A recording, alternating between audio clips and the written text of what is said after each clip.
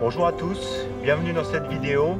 Aujourd'hui on va regarder ensemble comment faire des timelapses. Derrière moi donc j'ai des conditions exceptionnelles. Franchement quand je suis sorti avec la météo qui nous annonçait pour aujourd'hui avec la pluie, j'ai tenté ma chance. Je me suis dit que les nuages pouvaient créer quelque chose au lever du soleil et cette semaine j'ai de la chance parce qu'on a des couleurs là derrière qui sont juste magnifiques et les réflexions sur les nuages.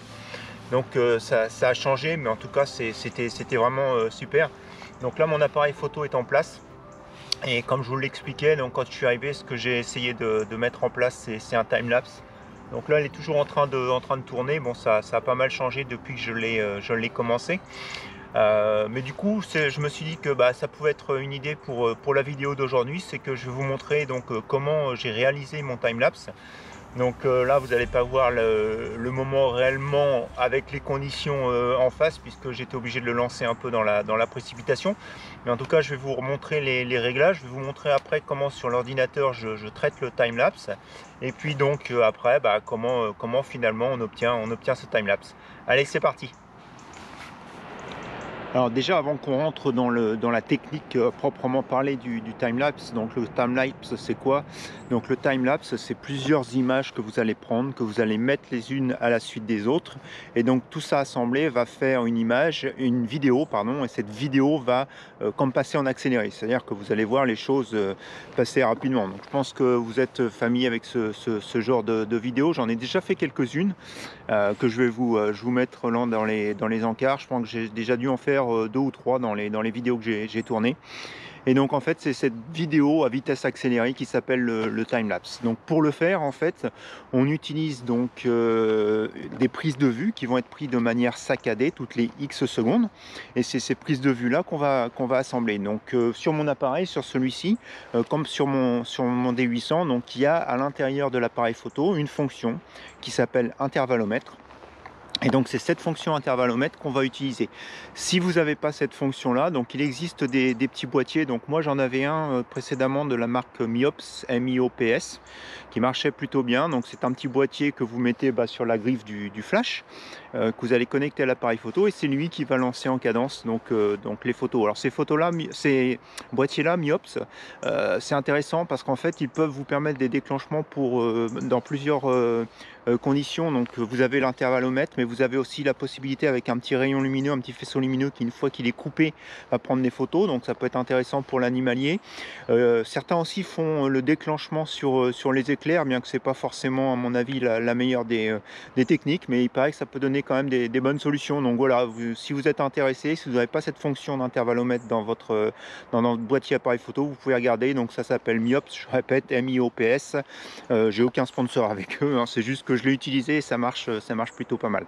Donc voilà, une fois que vous avez ce boîtier, donc on va décider à combien on doit déclencher. Donc en fonction du paysage qu'on va prendre, c'est là où on va déterminer combien de secondes on va laisser entre chaque photo. Alors forcément, si vous faites des photos poses longues, et pour le coup, ça veut dire qu'il va falloir laisser un intervalle qui va être suffisamment important pour ne pas finalement déclencher une photo alors que vous êtes toujours en train de la prendre. Donc c'est sûr que sur des photos de nuit, des choses comme ça peut être parfois compliqué.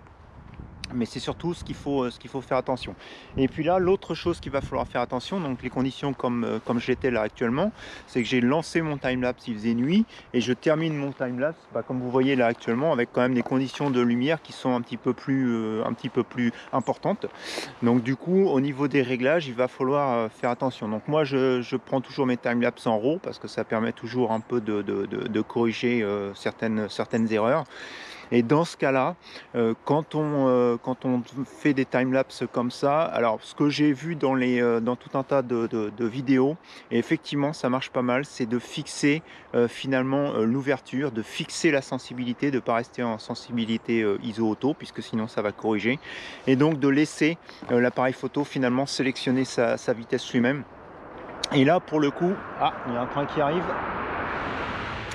Je suis pas très loin de la ligne de TGV Paris-Bordeaux, donc du coup il y a un peu de passage de temps en temps. Donc ouais, je disais, l'appareil photo, quand on est en priorité diaphragme, du coup on arrive à avoir une luminosité qui est constante sur toute la période avant le lever de soleil jusqu'après le lever de soleil, et donc c'est un des réglages à utiliser pour faire ce genre de time-lapse. Donc une fois que vous avez fait votre exposition, votre réglage du diaphragme, la mise au point, l'autre chose qui est importante aussi à faire, c'est de penser à mettre votre appareil photo sur l'objectif en manuel. Parce que sinon, à chaque prise de vue, l'appareil photo va essayer de faire la mise au point, et on le voit quand on est en position de nuit, et ben pour le coup, la mise au point va être compliquée, et du coup, vous pouvez perdre des images comme ça parce que l'appareil photo, tout simplement, ne va pas réussir à faire la mise au point. Donc voilà, donc je répète, bien sûr, on va travailler la composition. On va se mettre en priorité diaphragme, et puis on va débrayer l'autofocus de l'objectif. Une fois qu'on a fait ça, donc sur un paysage comme celui-ci, moi j'avais sélectionné 5 secondes entre chaque photo, parce qu'en fait il n'y a pas non plus beaucoup de mouvement. Il y a un peu de vent là en ce moment, donc c'est vrai que ça fait bouger les nuages, mais les nuages ne bougent pas si vite que ça, donc 5 secondes c'est bon. Par contre, si vous avez un paysage qui bouge énormément, par exemple vous êtes sur un pont, vous voyez des voitures en dessous et vous avez les voitures qui passent, donc la vitesse est relativement importante, donc là il va falloir cadencer des images à probablement une demi-seconde pour pouvoir s'assurer qu'on a bien tout qui s'enchaîne et que ça ne fait pas des zones, finalement on voit la voiture ici et puis 100 mètres plus loin sur la seconde image. Donc il faut vraiment que tout puisse se cadencer. Donc du coup c'est important de sélectionner une vitesse qui, elle, va tenir compte justement de la vitesse des objets que vous avez sur votre photo. Et puis une fois que c'est lancé, donc une fois que c'est préparé, on lance l'intervalomètre, on lance l'appareil photo. Et puis c'est là où il faut s'assurer que la carte va contenir assez de place pour mettre toutes les images. Sur celle-ci, moi je peux en mettre à peu près 1000. Donc en RAW. Donc après, il faut éventuellement soit avoir un disque dur externe et puis prendre sur le disque dur externe, soit pouvoir très rapidement changer la carte. Donc dans ce cas-là, ça veut dire qu'on va louper quelques images, mais si on est sur un paysage comme ça, qui bouge pas trop rapidement, donc ça peut encore se jouer. Donc voilà, pour tout ce qui est du réglage, maintenant on va regarder sur l'appareil photo ce que j'ai fait. Donc là je suis toujours en train de prendre les photos pour mon timelapse, donc je voulais juste revenir un peu sur le nombre d'images. Donc je parlais en fait de l'intervalle qu'on sélectionne entre chaque image, donc 5 secondes ici dans mon cas, du nombre d'images qu'on prend. Donc j'en ai lancé 100, en fait j'en ai lancé 100 je dis bien, donc ça fait en fait maintenant 3 fois que je le relance, donc je vais avoir 300 images. Donc 300 images, sachant que en fait une vidéo, donc timelapse, 24 images vont finalement faire 1 seconde. Donc si vous avez 300 images que je divise par 24, donc en fait vous avez 12 secondes de timelapse. Donc là, pour en temps réel, donc 3 fois, dans à peu près 3 fois 8 minutes, 24 minutes. Pour 24 minutes en temps réel, je vais avoir un timelapse qui va durer 12 secondes. C'est ça qui est aussi important quand on sélectionne l'intervalle et qu'on sélectionne le nombre de photos, c'est combien ça va représenter de temps réel et puis combien de temps finalement va durer votre timelapse. Donc voilà, en gros, il faut savoir que 300 images, donc 300 images c'est à peu près donc 12 secondes. Donc je disais à peu près sur ma carte, donc en gros je peux sélectionner à peu près jusqu'à 1000 images. Donc 1000 images. Donc vous allez avoir en gros 40 secondes de timelapse en temps réel, quoi. Donc ça veut dire qu'avec une carte, donc ici ma carte 32 Go, globalement je peux faire un timelapse de 41 secondes. Alors 41 secondes sur un timelapse c'est déjà bien, mais encore une fois ça va dépendre du paysage. Là ici vous voyez bien qu'il se passe plus grand chose, donc 41 secondes ça serait probablement long. 12 secondes je pense que ça sera très bien sur des paysages qui sont beaucoup plus, ou des paysages qui sont beaucoup plus en mouvement. Donc là ça peut être intéressant d'avoir 41 secondes. Si vous voulez aussi faire un timelapse qui va durer du coucher jusqu'au lever de soleil, un timelapse de nuit, et ben là en fait c'est beaucoup plus d'images, c'est beaucoup plus de cartes, et effectivement le timelapse il peut durer 1 minute et vous n'allez pas vous ennuyer. Donc voilà, tout ça c'est question essentiellement de ce qu'on veut faire, sachant qu'après on aura toujours la possibilité de l'accélérer un petit peu ou de ralentir un peu sa vitesse, soit pour le raccourcir ou pour l'agrandir. Ça sera dans première.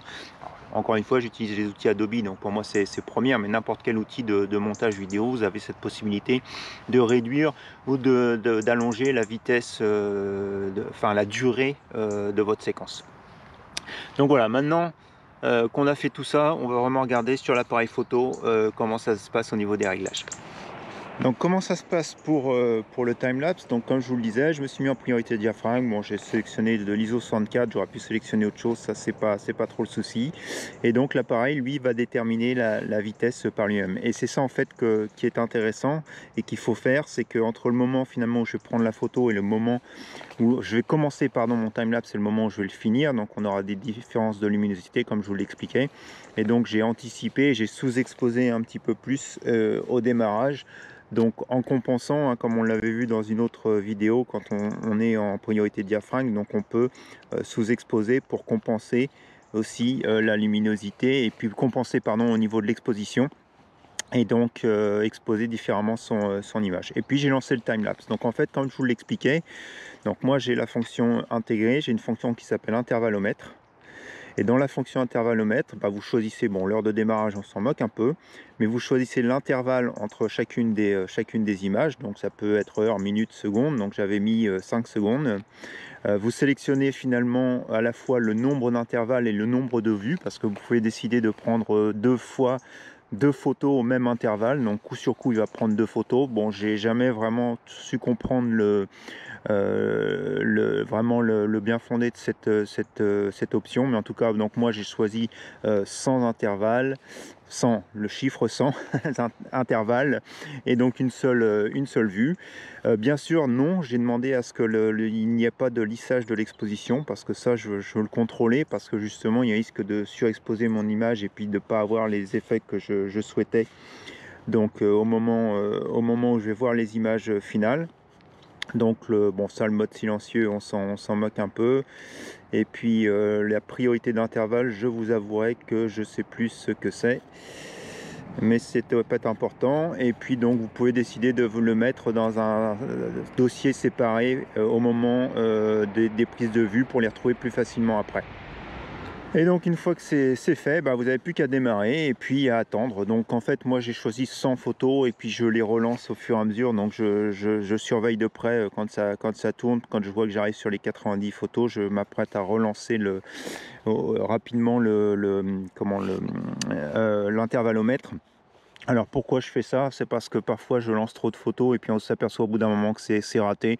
Donc vous avez toujours la possibilité d'éteindre votre appareil photo, mais du coup ça me laisse un peu cette latitude de dire oui ou non je continue à faire des photos pour mon timelapse ou pas.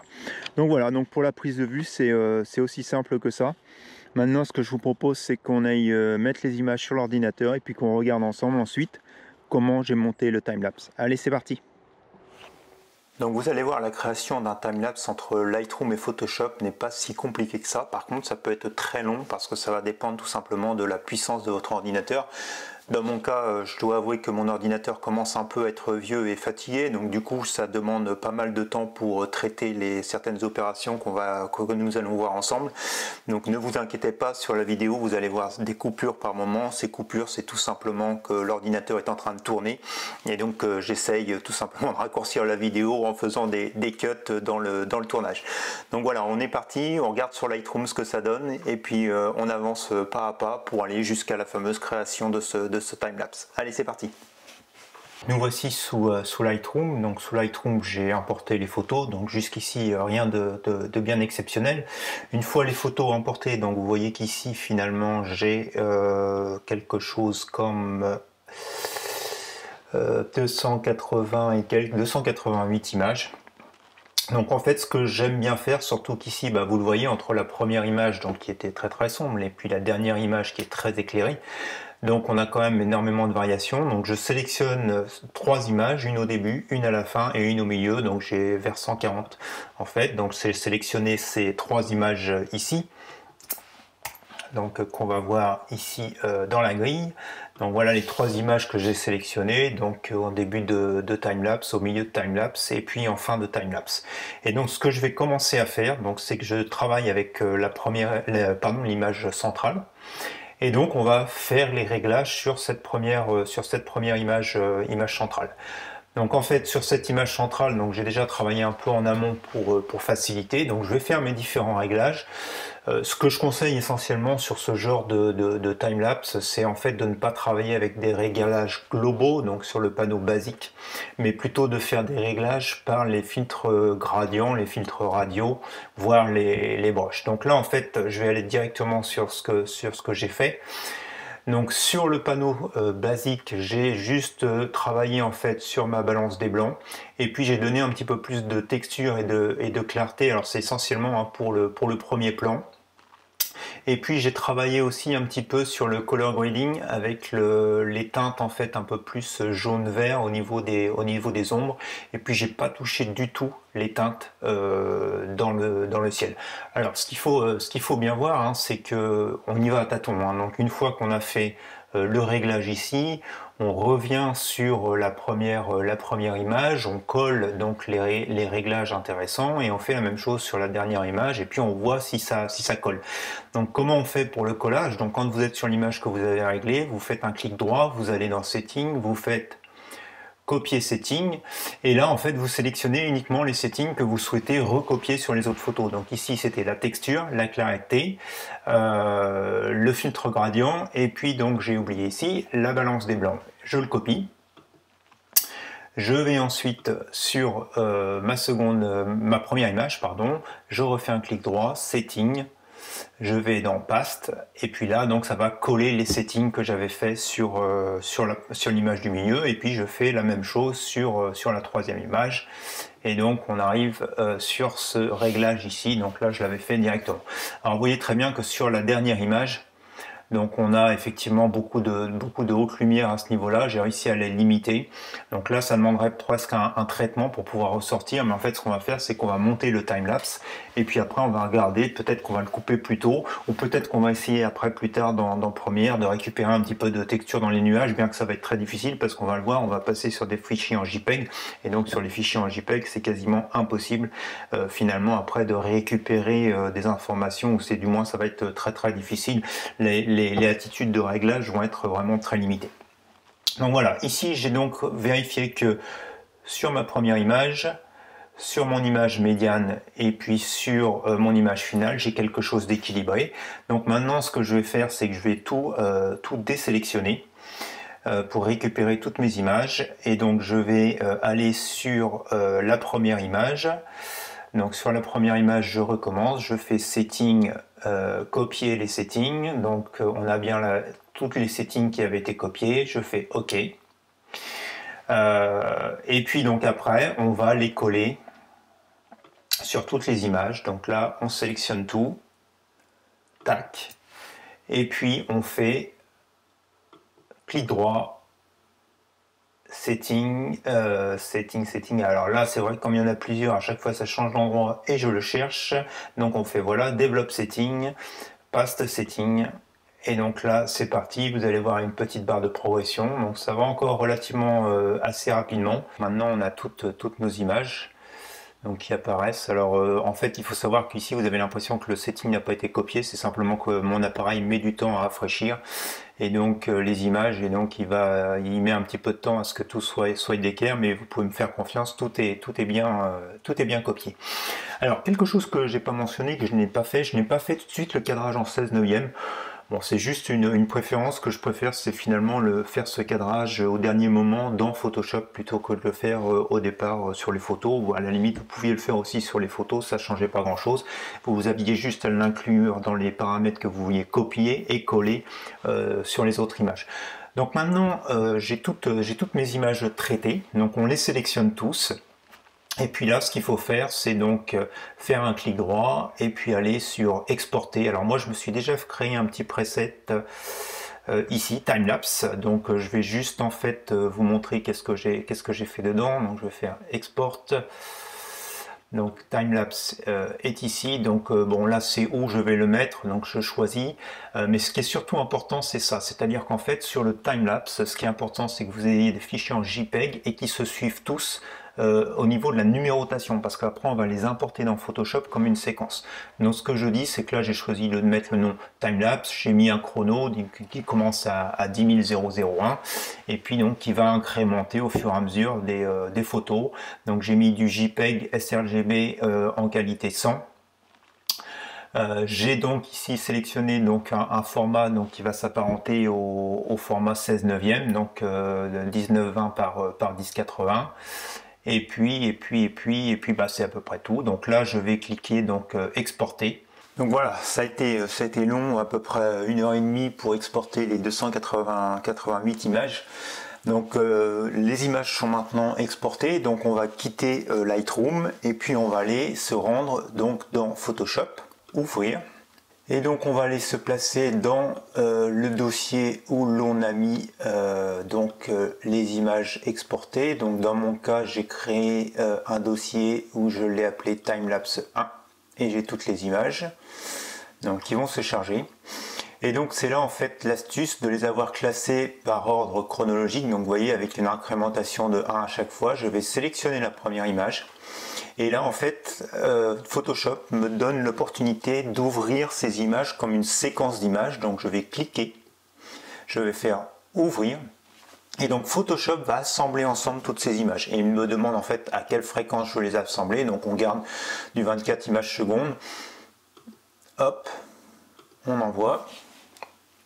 Et donc là, Photoshop va combiner toutes ces images, les unes après les autres, à une fréquence de 24 images secondes. Donc maintenant, on a nos images d'importer dans Photoshop. Donc si vous regardez ici sur la couche, ici, vous avez ce petit icône de vidéo. Alors ce qu'il faut faire ensuite, quand on est dans Photoshop, il faut aller ici dans ce menu. Et dans ce menu, on va sélectionner donc Motion. En général, vous êtes réglé sur un écran de travail de photographie. Et là, on va aller dans Motion, puisque Motion, c'est en fait le cinéma. Et vous voyez qu'on a une barre d'outils sous le bas de l'écran qui s'ouvre. Et cette barre d'outils va en fait vous permettre de voir la vidéo. Et donc à ce moment-là, la première chose à faire, c'est à faire play, et donc il va en fait exécuter le timelapse. Alors vous voyez que le timelapse est saccadé parce qu'en fait il est en train de travailler. Donc vous voyez mon ordinateur ici, là il est à 3 images par seconde, alors qu'on devrait normalement avoir une fréquence de 24 images par seconde. Donc on voit bien qu'on est beaucoup plus saccadé, mais ça nous permet de voir en fait justement les variations de couleurs et les variations sur le lever de soleil de nos images. Donc vous voyez que globalement on a quelque chose qui est plutôt assez lisse finalement, hein, le lever de soleil, une voiture qui vient de passer. Donc voilà, on voit les nuages. Donc on a finalement ici toutes les informations, et je dirais que une fois dans Photoshop, on n'a plus grand chose, je dirais, à faire. Alors après, ce qu'on peut toujours faire, c'est s'il y a quelque chose qui nous gênait ici à un moment, de l'effacer. Donc bien garder en mémoire que ça, sur Photoshop, ça va faire un échantillonnage de ce que vous faites. Donc quand on est sur les plans fixes ici, ça va aller. Si vous voulez effacer quelque chose dans les nuages, c'est là où ça va être beaucoup plus compliqué, et là il va plutôt falloir le faire dans Premiere, puisque Premiere a cette possibilité d'effacer des zones mais de les suivre aussi dans leur mouvement, ce que ne peut pas faire Photoshop. À ce moment là c'est tout simple. Donc le travail le plus dur, ça a été de travailler les images en amont, de les exporter.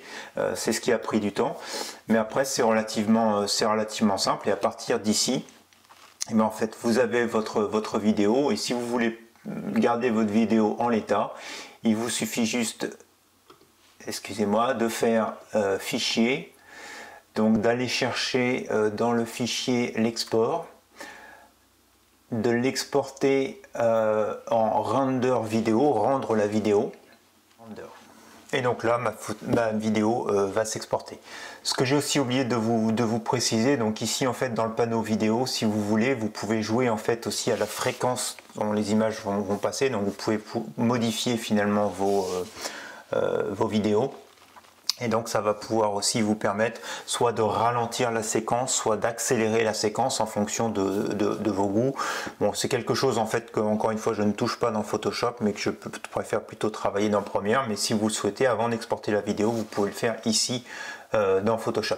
Et puis on n'en a pas parlé, mais ce qu'on peut faire aussi ici sur la vidéo, donc c'est de refaire le cadrage en 16/9 qu'on n'avait pas fait précédemment, et donc pour rendre l'image à la taille finalement d'une vidéo. Si vous le faites pas ici, et ben ça veut dire qu'il va falloir faire le crop plus tard aussi dans Premiere. Donc voilà, à partir du moment que la vidéo est montée, c'est Photoshop, mais après pour la travailler, vous avez le choix entre Photoshop et Premiere, et pour ce qui est de mon choix personnel, je préfère travailler les vidéos dans Premiere que dans Photoshop, mais après sachez que dans Photoshop tout est possible aussi. Encore une fois, la seule vraiment grande différence, c'est que Photoshop ne sera pas capable de traiter les zones en mouvement, il ne va traiter que les zones fixes. Donc quand vous avez des choses à corriger, ce ne sera que sur les zones fixes. Tout ce qui est zone en mouvement, il vaut mieux le traiter dans Premiere. Donc voilà, le timelapse est maintenant créé, on va continuer la sortie et puis je vais vous laisser voir le résultat final en fin de vidéo. Allez, retour sur le terrain. Vous avez donc compris maintenant comment je faisais le montage du timelapse. Donc avant de vous mettre le résultat final du timelapse, on continue notre sortie. Donc là j'ai trouvé quelque chose d'intéressant au niveau des photos. Donc on va complètement quitter le domaine du timelapse. Mais j'ai derrière moi un paysage que je trouve assez sympathique avec cet arbre en forme de boule. Et puis surtout les nuages derrière. Alors les nuages sont assez variants, ça fait un petit bout de temps que je suis en position là. Et franchement les nuages n'arrêtent pas de changer. J'ai monté le 70-200, je suis quasiment au 150 mm à peu près. Donc ce que je veux isoler c'est mon arbre et puis les nuages. Et puis ce que j'aime bien c'est la couche derrière avec la colline, donc qui fait que entre le champ, l'arbre et puis la colline derrière, on a vraiment de la profondeur dans notre image. Et si vous vous rappelez aussi la particularité du 70-200, donc là je vous renvoie sur la vidéo qu'on avait fait sur cet objectif là, c'est de compresser les plans. Donc là en fait je vais compresser les plans du fait que je l'ai monté, mais avec les différentes couches ça va me permettre d'avoir toujours de la profondeur dans mon image. Donc là je suis en position, donc au niveau du diaphragme je choisis du f8, la vitesse je crois que c'est de mémoire c'est du 1/10. Et puis donc on va attendre le bon moment là pour prendre l'image. Allez, c'est parti.